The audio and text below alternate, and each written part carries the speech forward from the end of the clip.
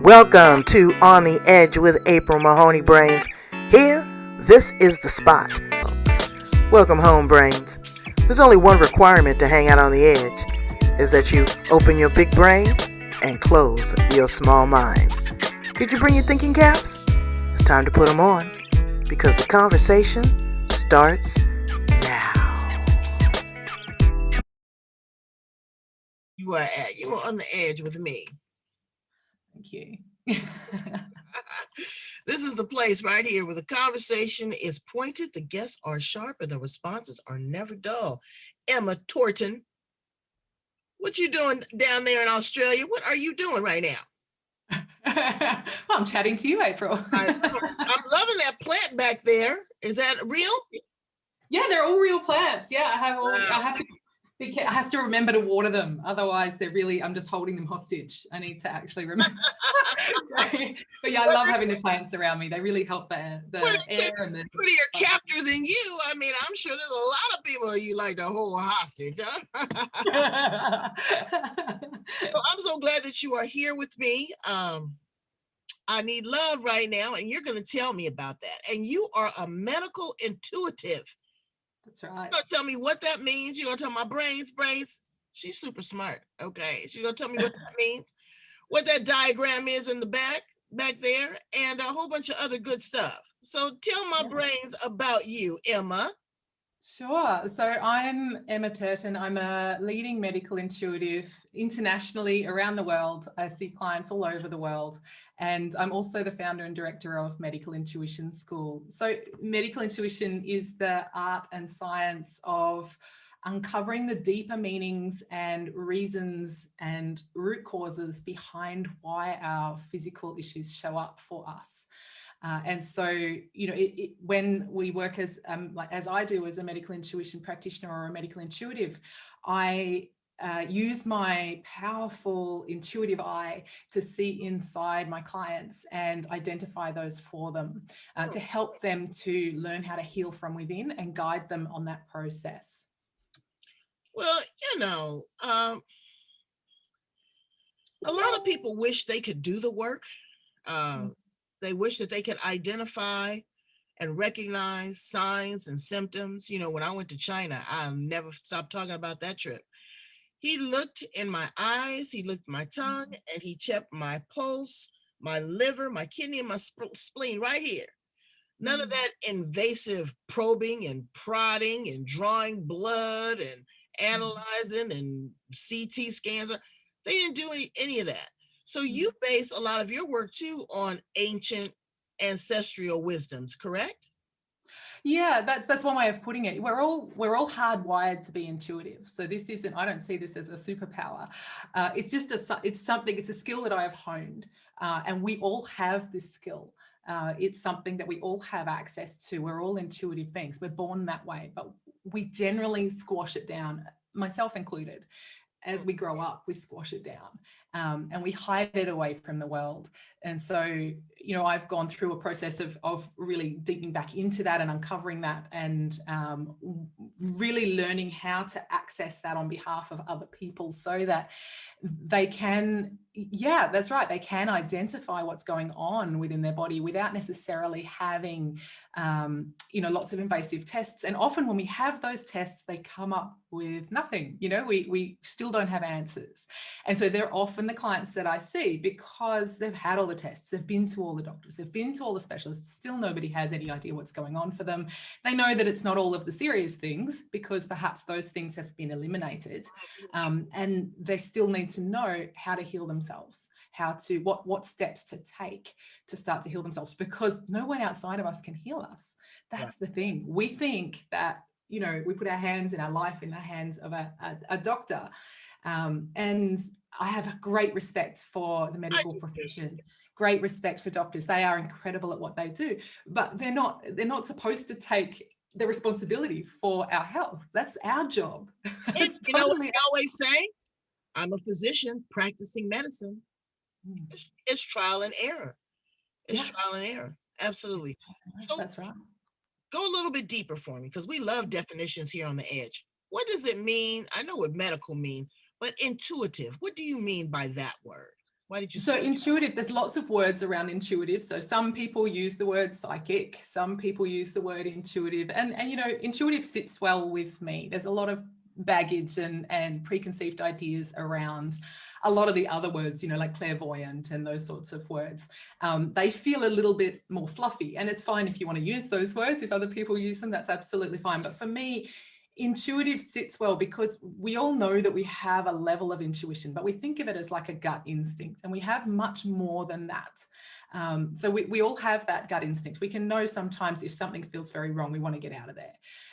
And we sometimes know, I don't want to buy that thing, or oh my goodness, if I drive over there, I know I'm going to get a parking spot. You know, we have those, and yeah, sure enough, parking spots there.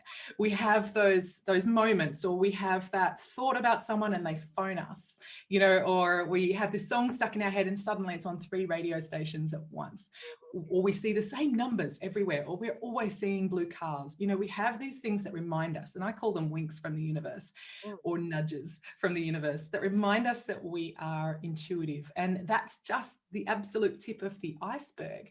We also have the ability to connect very deeply into our highest self. We can connect very deeply into our own God nature. And I see, you know, God is a loaded word for a lot of people. And I don't see it. Don't you think? You It's know, a really loaded word. I think it's the most beautiful word in the world, because God Wow. spelled backwards is dog. And you got a dog, you got a big slice of God right there. So It's true. They are the embodiment of joy, aren't they, dogs? They're just so much joy. Yeah, well, you know, I had another kerfuffle. The coyotes jumped over my fence and kidnapped and ate my dog. Oh my goodness. I know, but it was, as my mom was making the transition, she says, I saw Pierre. Oh, isn't He's that very Peter. lovely? So there is, you know, intuition, I think, is a spiritual insight, is what I Yes, call it. it's insight, and it's insight outside of our normal 3D reality. So Absolutely, it's as though absolutely. we are accessing something, and you know, it's not outside of us. We think it is because that helps us to explain it, but it's inside of us. Right. And same with God. God's not outside of us. God is inside of us. Inside of us. It's each Yeah. inside of each and every one of us. How do you teach this though? In your Yeah. in your academia, and you got a big thing going. You're teaching. Okay, well, let me clarify something. Are you teaching students to identify? Are you teaching your students to be practitioners? Are you teaching individuals, or a combination of all three? A combination of all three. So I teach my 2 flagship programs. I teach, the first one is Medical Intuition 1, Activate Your Inner Healer. And that's really an introduction to using medical intuition in your own life. And it's a beautiful process to go through to learn the foundations of medical intuition so that you can start to unpack what's going on in your health. You know, even if you don't have a health problem at the moment, it can unpack why things have shown. Everybody's got a health, and you know that's sad. Whether they identify with it or not, everyone, it's between the air, the water, stress, outside influences, drugs or alcohol. We've all got a ticking time bomb in there somewhere. We do. And life keeps happening. So if you don't have it now, it'll come up soon. So, It which will. is wonderful. That's a part of the mess of life, which is part of its beauty. But Okay, it so is. I'm looking at your diagram in the back there, and I'm seeing that it's a lot of the colors that are representations of your chakras. That's right. Yeah, Yeah. that's exactly right. So can you point to that a little bit and kind of tell people, what are we doing? What are we Yeah, doing? absolutely. So on this image at the back here, so that's actually the Roby chart, which is a chart that has been developed by Carolyn Mace, which is she's a very well-known medical intuitive, and a few other people as well. And this basically guides us through some of the metaphysical meanings of the various chakras. So the chakras aren't mysterious. They hold a lot of mystery, and we've been told about them as you know, in a way that makes them seem exclusive. And if you don't like that word chakra, call it an energy center. And essentially these energy centers through our body, and we have, you know, a variety of energy centers through our body, they connect in with various metaphysical, or which means emotional, psychological, and spiritual meanings and aspects of our life and our choices and our fears and our beliefs. And they then will be the places where those particular fears, beliefs, and aspects, if they are creating an issue in our life, then they will root into that area of the body and can create disease there. Or injury. We think of injuries as being accidents, but there are no accidents. There's a reason why when we fall down the stairs that we break a toe and not our wrist or hit our head. There's a reason why it's that particular area of the body, because it's there to bring us a message. It's there. Our symptoms are messengers. They are messengers, as inconvenient and uncomfortable as they can be. They are messages from our body, and our body holds so much wisdom, and it can be used as the compass for our intuition. So we can actually interpret our body and use it not just to heal our illnesses, ailments, and injuries, but also to help us make decisions in our life, to help us to step further onto our soul path, to help us choose a job that lights us up, to help us make better choices in our relationships, to help our whole life start to flourish, not just because all of that's health. Health doesn't stand alone. All of that is our health. I had one of your sister Australians. I love you, Australians. Oh, thank you. You guys are amazing. I don't know if you know her. Her name is Rosemary Bennett. But Oh, she was, but let me tell you, she kept using the word dis-ease. And it is a dis-ease. It is an uncomfortableness of your ease. And that is what the problem is and how it manifests. So identifying it is one thing. Healing it is something different. Yes. How do we start to heal? Okay, we've identified what the problem is. Well, what can we do to heal? I mean, we've got diet, we've got exercise. Those are the top two. We've got meditation. We've got, metaphysical energy work, hypnotherapy, EFT, EIGIO. I mean, we've got a whole menu of options and services. But how do we pinpoint what we need maybe to heal, disease of the blood or, a cancer? How do we manipulate some of those things? When we have the skills, then we can ask our body we can ask our own guidance. We can ask our intuition to give us breadcrumbs, to give us steps. And we never get the whole picture. That's not how our intuition usually works. We get the next step. We might not know why. We have to have faith to follow it. And then the next step shows up. But when we're completely in a loss, and I've been there myself, I've had multiple health crises in my own life as well. It's one of the things that's led me down this path.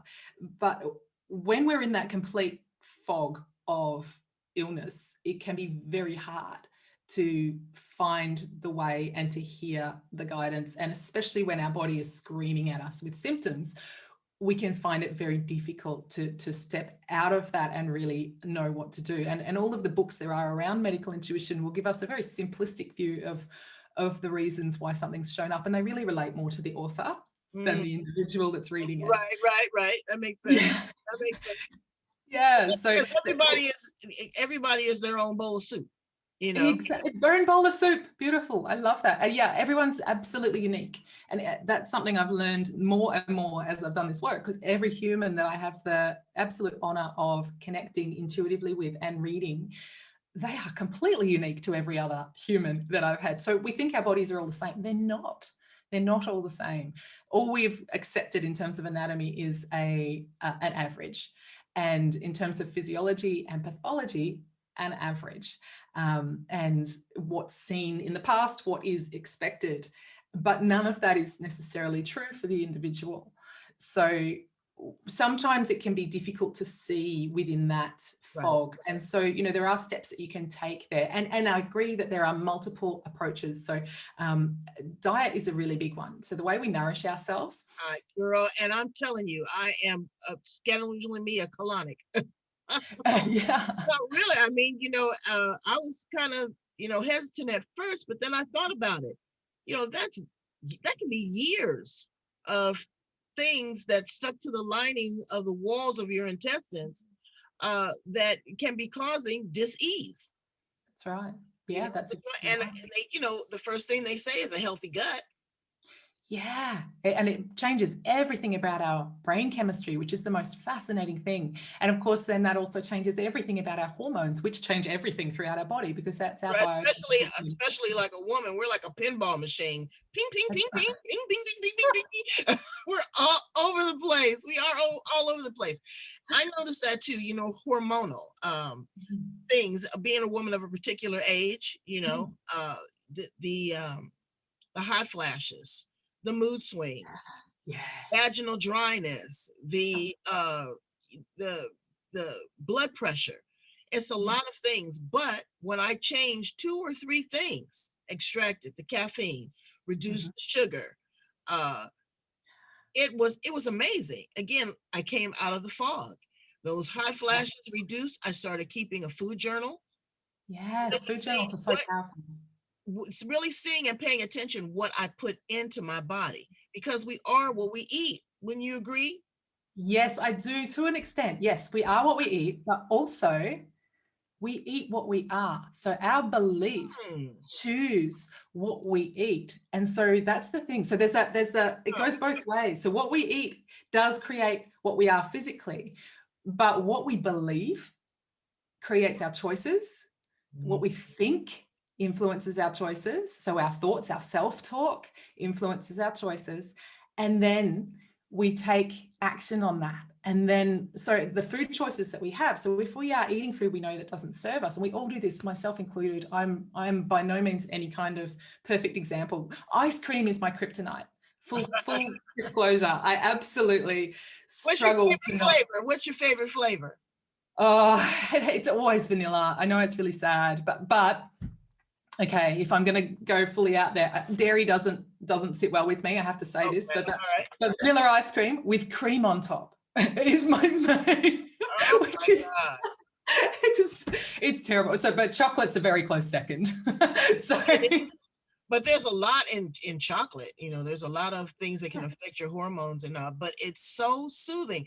What is it that's, when you have ice cream, what is it that makes those endorphins fire in your brain? What excites you about the ice cream? oh yeah, there's so many things, isn't there? Often it feels comfort. We feel comfort in there. We feel we feel that connection. The sugar gives us that bit of a hit. If there's chocolate, the caffeine in there as well gives us a bit of a hit, and the magnesium also helps to, because chocolate, if it's good quality chocolate, it'll have some magnesium in there as well, and that helps to excite some of our cells, because we're usually deficient in magnesium. So it's one of the things that can get really quite draws us in. So when we're feeling depleted and stressed, we might reach for that. And that's our choices, that's Right. our beliefs influencing our choices, Right. and then we take action on that. That makes perfect sense. You mentioned something. What's your position on supplements? People go back and forth on that. And Yeah. African Americans, we're always deficient in vitamin D because we don't do a lot of the sun. And with COVID popping up, people are saying, zinc and A and C, and you've got all these different supplements. Do you incorporate that in some of your healing modalities and treatment? Yeah, I think it's a great question, and I think there is definitely a place for supplements, but I don't think, and it's one of the things that many naturopaths have come to me to work with me, because they've been so frustrated at their industry, because it's just like medicine. The naturopathic field, they diagnose in a different way, and then they treat, instead of with antibiotics and medicine, they treat with supplements. So it ends up being the same process and a lot less satisfying than perhaps they wanted from it when they first went into it. And so supplements, if they're used correctly, can be great, but we can get everything we need from our diet. The thing is, our lifestyle isn't what we're designed for. So, and us in Australia, you'd think with all of our sunshine that we have, a big hole in the ozone layer and all that sort of stuff, you'd think that we would have enough vitamin D, but there is a huge issue with vitamin D deficiency here as well, because you know what? We wear hats, we wear shirts, we sit in the shade, and we wear sunscreen, and we spend most of our time staring at a computer or a TV screen indoors. So, Right. yeah. Especially when we've been held hostage, That's right. really does. Exactly. It really does.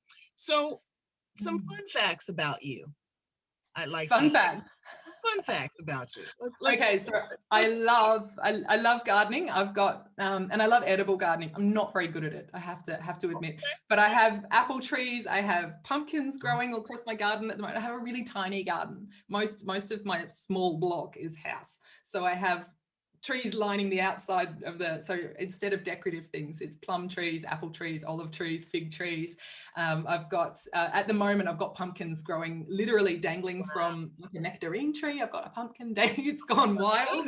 It's dangling pumpkins, which is kind of cool. And yeah, so I love growing living things, but I also love to paint them. I'm not very good at that either, but I've learned. I'm not a natural artist. Although, you know, I've had people say to me, that's not true, everyone's a natural artist. Yes, but I wasn't the kid in school that, you know, that was ever admired for art. I drew wonky houses. Is that a mandala on your wall? Yes, it is. And one of my beautiful medical intuition practitioner students painted that for me. That's one of her. That's not my skill. That's her skill. I mean, but yes. I'm feeling something. You know, it almost looks in the center. It almost looks like the third eye. So that's very beautiful. It's stunning. She has an incredible talent, and it's just a part of her meditation practice. She does that as an intuitive part of her getting back in touch with herself and getting back into her own body, is doing this beautiful meditative mandala work with paint, which is just stunning. The results are stunning. So well, you know what else is stunning is that smile on your face. It's worth $1 million, and your eyes are so bright. Oh, thank you. What takes you to that place of harmony and balance and peace? You know, because everything is not perfect, and when you hit a bump in the road, how do you balance yourself out? Not others, but yourself. Yeah, that's really, I like that. And because we all hit bumps in the road. So for me, I have found the real, because grounding is very important for us, coming back into our own physical body, because we spread our energy all over the world. We spread our energy out. Everyone we think about or worry about, every world event that we connect in with on the news, every single thing outside of ourselves is us pouring our energy out into other places, and we stay energetically connected to them even after we go to sleep, if we aren't consciously drawing our energy back from them. So my practice to when I feel shaken, or when I feel like it's all getting too much for me, because being deeply sensitive, it can get too much for me, and my work is incredibly deep. Generally my work lights me up. It's the rest of the world I find exhausting. I know. Especially right now. And so I go through a process of scanning through my body. So a deep breathing to begin with, and allowing my focus to fully come into my breath, so that I'm not thinking of anything else, which is hard. That takes focus. And, you know, meditation sounds hard, but it's not. It's not something we either can do or can't do. It's something that's always a practice. We are always practicing. We're never getting it right. Some days it's harder than others. Some days it seems near impossible. But if we're trying, we're practicing. Can I tell you what I had to do, Emma? I had to stop meditating for a minute. And the reason is that I was getting these downloads. Yes. and the downloads required me to take action. Yes. And I talked to another brilliant South Australian woman there, Prue Blackmore. And she said, you know, April, when you go into that space, you have permission to make it interactive and ask questions. Maybe your guide, your spirit is taking you a little bit faster than you're able to go and able to process. And being a medical intuitive, I'm sure, you know, you're guiding people through this process. I didn't know it was interactive. I thought I was just supposed to take orders. Yes, totally interactive. You can ask questions. Yes, but it was overwhelming. Asking the question was okay, but receiving the answer, because again, quieting that monkey mind, you know, sitting in that space, the breathing technique, some go slow. I've been going through some meditations that take you very rapid. And when you go very rapid with your breathing, it takes you in a whole different direction. So there's a lot of options and choices that your facilitator has. You know, with your students there, what is, you know, maybe one or two great takeaways that you give them at the beginning when they first start working with you, what are 2 or 3 things that you really want them to emphasize on and to master pretty much during the course of your work? Yeah, so that's a really great question. One of the first things that is really important for us is to get to know our own energy. So we Mhm. connect in with other people all the time, even if we don't know that we're doing that. Even if that's not a part of our language, even if energy isn't a part of our language, we are always connecting in with other people. And as I was saying, you open those channels for energetic drainage and you Right. lose your energy. But we often don't even know where we end and the rest of the world begins.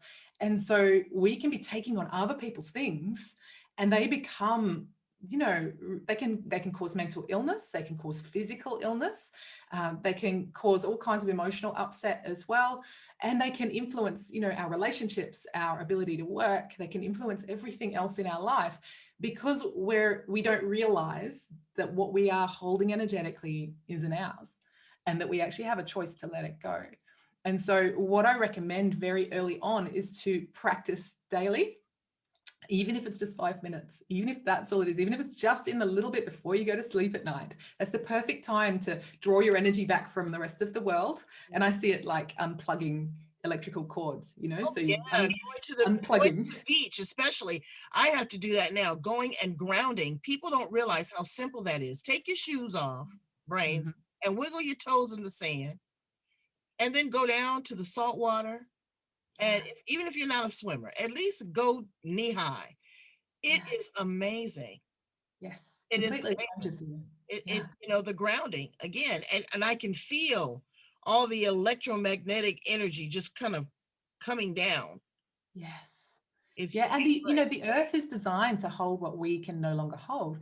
The earth actually thrives on our energetic waste. So everything that gets us upset, the earth is designed to hold it. In fact, it needs it, like fertilizer, like our waste Mm, products that become fertilizer.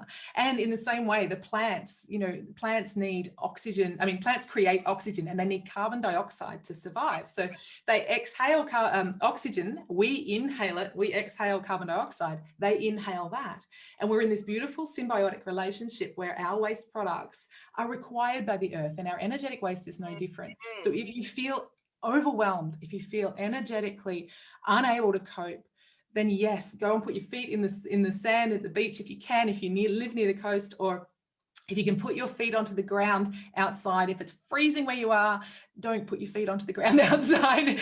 But what you can do is visualize, because we still have that energetic link within us. We are the earth. We forget that we are the earth ourselves. We think the earth is out there and Right. we're separate, but we're an animal as well on this planet. We are a part of nature. You are nature. So you can go internally into your body, but also connect down and visualize like roots coming out of your feet and into the earth beneath you, no matter how many floors down that might be, all the way down into the planet, and see those roots growing in, and allow yourself to have like an energy dump, allow that Right. energy that you I want to get let go of, go down the roots and nourish the earth and say, thank you. right. Please hold this for Exactly. me. I don't want to hold it No anymore. fertile sore. Okay, so now what would be the second thing? Once you've connected with your energy and you know your energy from Yes. others, you know who you are and how you process and how you function. What would be the second thing? Start to take notice of the patterns particularly with your health issues. So if you have health issues or particular struggles of things that you may have been working through, start to take notice of what else is happening in your life when they are either severe or when they are recurring. So things like recurring back pain is a really interesting one, or a recurring injury like a knee injury, or perhaps you might suffer from tonsillitis frequently, or a chest infection on occasion, or you might get the flu, whatever that might be. Have a think about when that comes in and all of the times before that you've had that happen. What else was going on in your life then? What were your relationships like? What was your work like? Were you feeling overwhelmed? Were you feeling unsupported? Were you feeling unloved? Were you feeling, that you were afraid of something? What else was going on at that point in your life? Was your home in a state of complete disarray, or perhaps you're moving house? Were you traveling, Or were you just recovering from a big event like Christmas or something like that? What else was happening? Had you just had a fight with your partner or your sibling or your child? What else was happening at that time? Because when we start to notice those patterns, that can give us some indication of the reason why that particular thing keeps recurring for us. And if you're in if you have an illness that is a relapse and remission type of illness, so for instance, something like multiple sclerosis that has that relapse and remission pattern, then that's a really good way to work out what adds to the relapse. What it is that may actually be the one of the causal factors that you may not have thought about, because we often think that it's just random or it's only diet and exercise. We don't think about the other stuff, our beliefs, our thoughts. What's our self-talk like at that time? What's going on inside our head? What's going on about our thoughts? Are we hating our job at that particular time? And that's why this particular injury keeps showing up. I've had people that absolutely hate their work and they work on a roster system, and when they go to work, every time they're rostered to work, they get this same really specific shoulder pain, really specific. And it's not until you draw attention to the fact that, hey, have you noticed it's every time you've got to go to work? Exactly. So let's explore why you hate your job. What's going on there? What do you want to be doing? What's your soul actually calling you to be doing that isn't what you're doing right now? And that is where the magic is, because that is what makes all the difference, that, all of the painkillers in the world are not going to change. Now, I see that you wear silver jewelry. Yes. Why do you pick silver? It's really interesting you should say that. I loved silver growing up. I absolutely loved it. And when I was in my early 20s, I met my first husband, and he told me that silver is cheaper and it makes you look cheaper, so you shouldn't wear it. You must wear gold because, it shows a higher status in society. So I had to change, and I wore gold, and I had changed a lot about my life with my first husband, and went through a whole journey there. When I came out of that process, a big part of me finding me was going back into what lights me up. And that was the silver jewelry. And you know what? I love big dangly earrings. I love rings. And it's beautiful, but I see something, in you, and that it lights you up. It does, Yeah. it draws a certain energy. Some people like certain stones, people that do a lot of metaphysical and energy work are into crystals. But your jewelry really draws and holds. I wear this ring all the time. Can you see my little ring? Oh, it's beautiful. Look at that. If this sucker could talk, I'm telling you. It can, if you meet the right person who can read it. but I'll tell you, I had a person one time that was different, and she kept asking me, oh, I want a piece of your jewelry. I want a piece of your jewelry. I want, something that you wear all the time. Well, I talked to my dearly newly departed mother, and she said what she's doing, she's holding your energy. She's trying to rob you. She's an energy thief. She's trying to do that. She's getting your power. So, you have to be careful with the things and the people that you allow in your conduit, in your space, because they can do equal amount of damage as they can do good. And you have to, like you said, know your energy, even as a client, versus the energy that someone is trying to pour into you. I know that happened to me when I got Reiki. The first time I got Reiki, I went and I had to sit down and, after the session and just kind of catch my breath. I didn't think that was going to be like a full-on body massage. And it was that and more.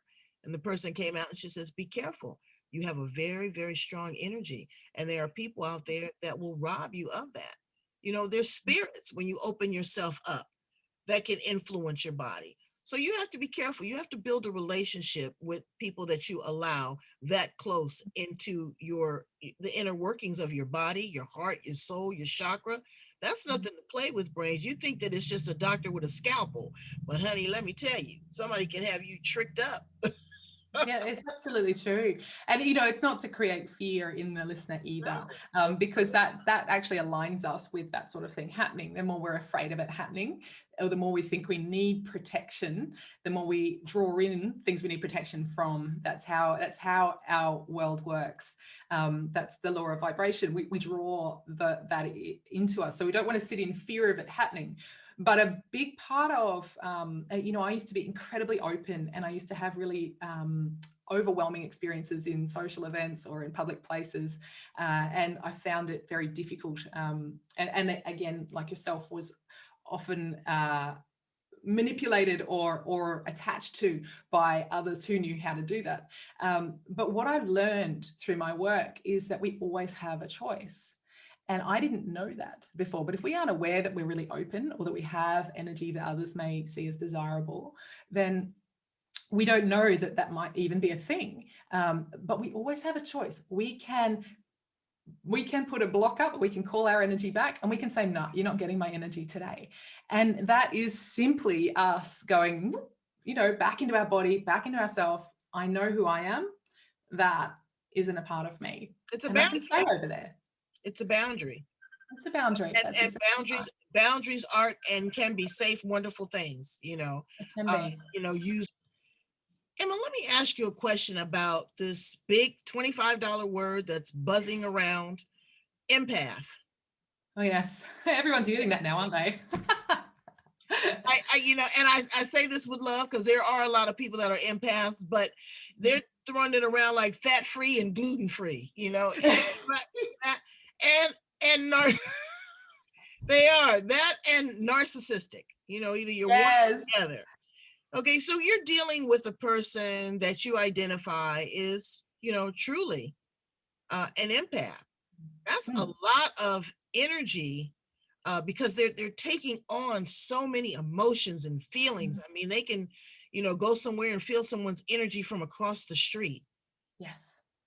And no, sorry, I see that so I see there's empath. I think we're all empathic, really, to an extent. Oh yeah. But that's what I call the imbalanced empath. So the imbalanced empath is taking on all of the stuff of everybody else and doesn't know how to control it, feels overwhelmed by the world, and often, feels anxious, emotionally upset.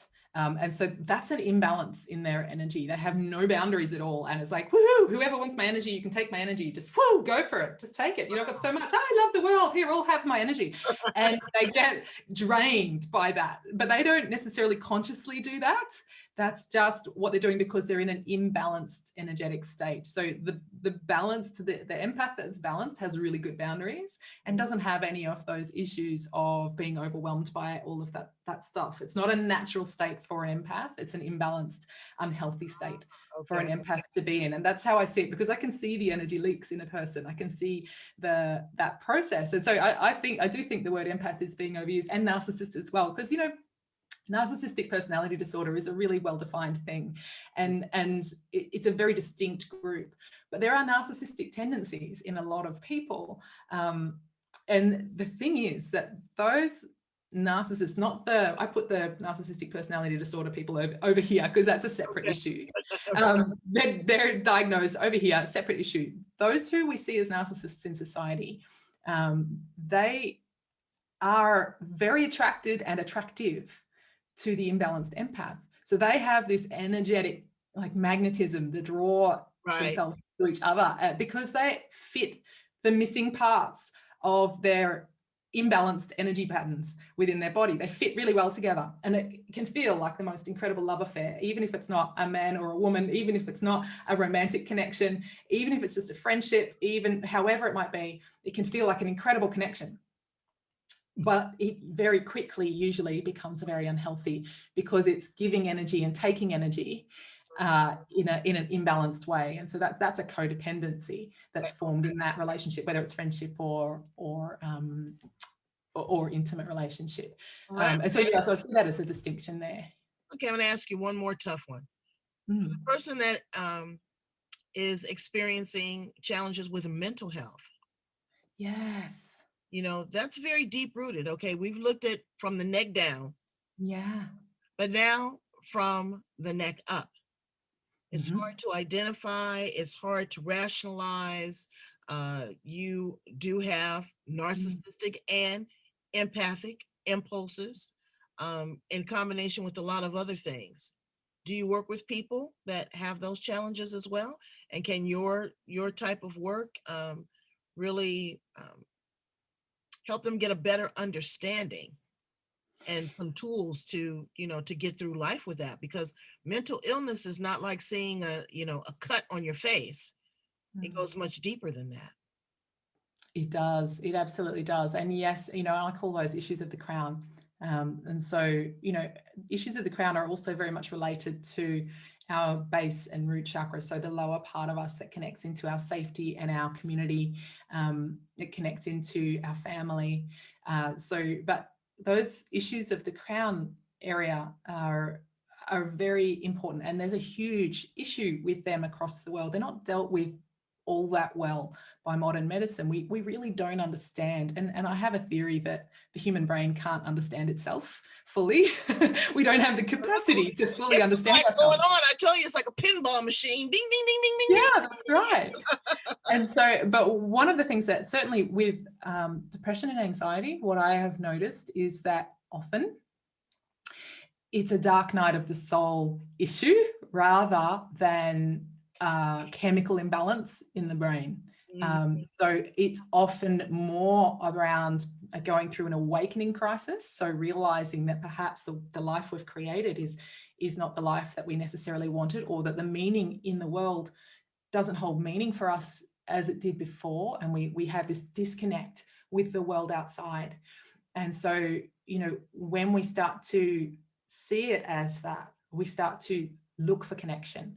We start to deepen into who we really are, as opposed to all of the masks we've created for ourselves and the facades and what we have said we enjoy, what we like to do for a living, perhaps, or the relationship we may have walked into for whatever reason may not be the nourishing relationship that we thought it was in the beginning. And that often our self-talk is causing us a lot of harm as well. So the voice inside our head that is really, it can be so unkind. We can be so unkind to ourselves. I know we can be brutal, because you know what, brains, we are the thinker of our thoughts. Yeah, that's right. And we are the observers of our lives. That's right. And so we walk by faith. It's not by sight.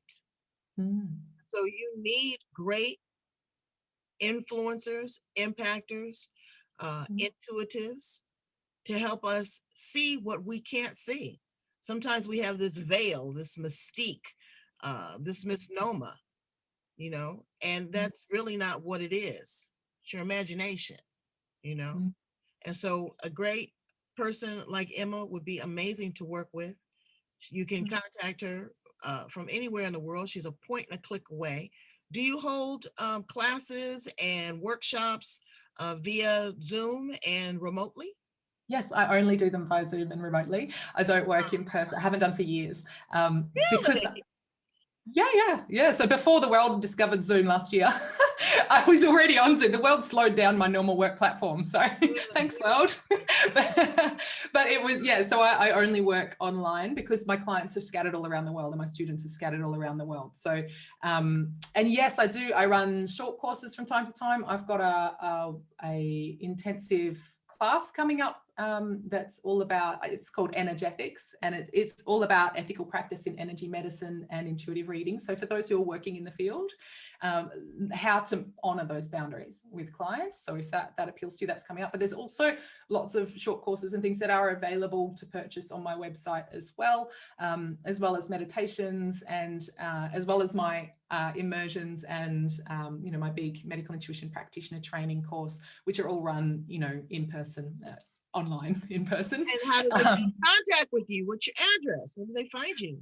Yeah, so you can find me at emmaturton.com.au or at medicalintuitionschool.com, and you can access everything there, and there's lots of information there about my courses as well. And I always there's also a wait list for those who are interested in training with me, so you'll be the first to, if you put your name down on that, you can be the first to find out about what's coming up in terms of trainings that I'm offering. And I'm offering more and more of the the easy to digest smaller trainings on certain topics over the next couple of years as well. So that's my focus, is to make this really accessible for the everyday person, because I think this is stuff we should have been taught in school. You know, it's way more useful than learning about isosceles triangles. As much as I love maths and geometry, it is actually I'm a complete nerd, I have to confess.